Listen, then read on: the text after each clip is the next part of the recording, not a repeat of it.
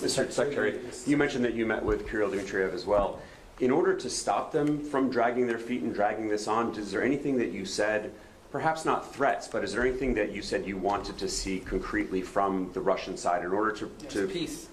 We want to see peace. But specifics in terms of getting to this ceasefire first and then the negotiations later? I mean, peace means you stop shooting at each other. I mean, it's as simplistic as that. Now, obviously, look, there's all kinds of conditions for a final peace, and you have to work with both sides. And I've said from the beginning, the only way a war ends in a negotiated settlement. If it's not an unconditional surrender, then it is both sides make concessions. We're not going to prejudge what those concessions are, because those concessions will depend on what Ukraine will accept and Russia will accept.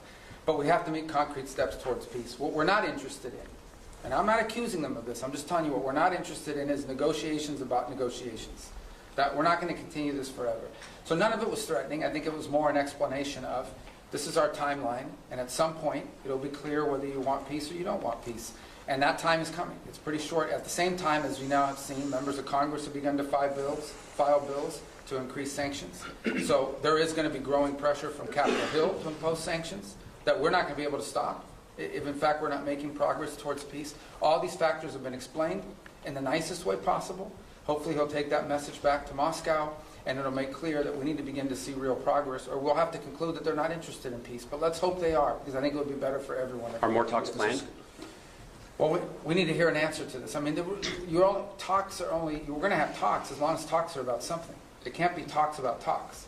At the end, I think initially it was important to talk because we hadn't talked to them in a long time, but now we've reached the stage where we need to make progress. And if we're not making progress towards peace, then we have a set of factors that we have to take into account.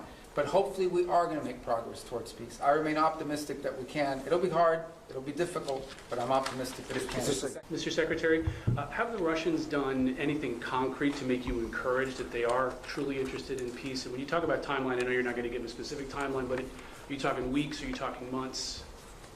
I think we're talking weeks, probably, yeah. I mean, there's a lot that has to happen here in the next few weeks in order for this to be real. In terms of concrete, they've agreed to certain things. I mean, I think their things are not striking now that they were before.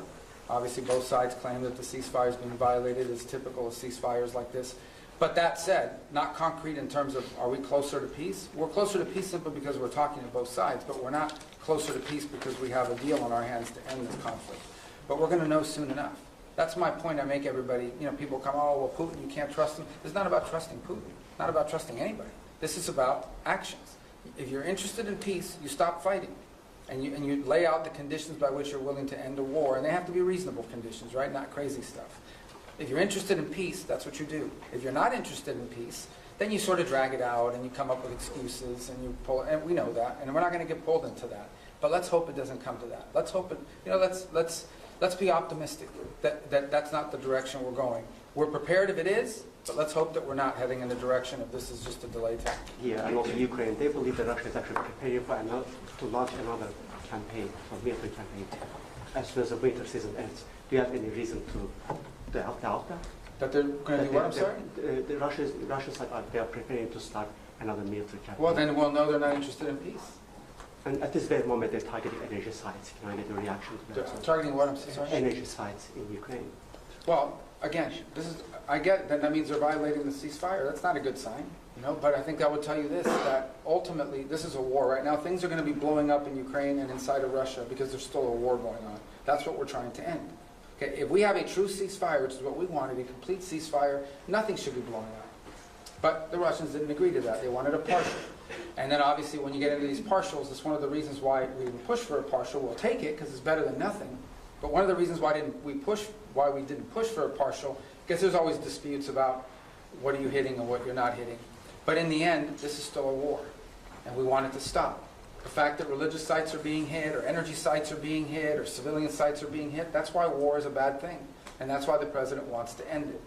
As far as them conducting another campaign, well, then that'll be a very clear sign. Right? If all of a sudden we wake up tomorrow and the Russians are launching a massive offensive, then I think that's a pretty clear sign they're not interested in peace. That hasn't happened yet. Let's hope it doesn't happen. We want to know whether they want to do peace or not. And if they do, then there's a way there, and we're willing to help. If they're not, then it's good to know early, so we can adjust our policies accordingly.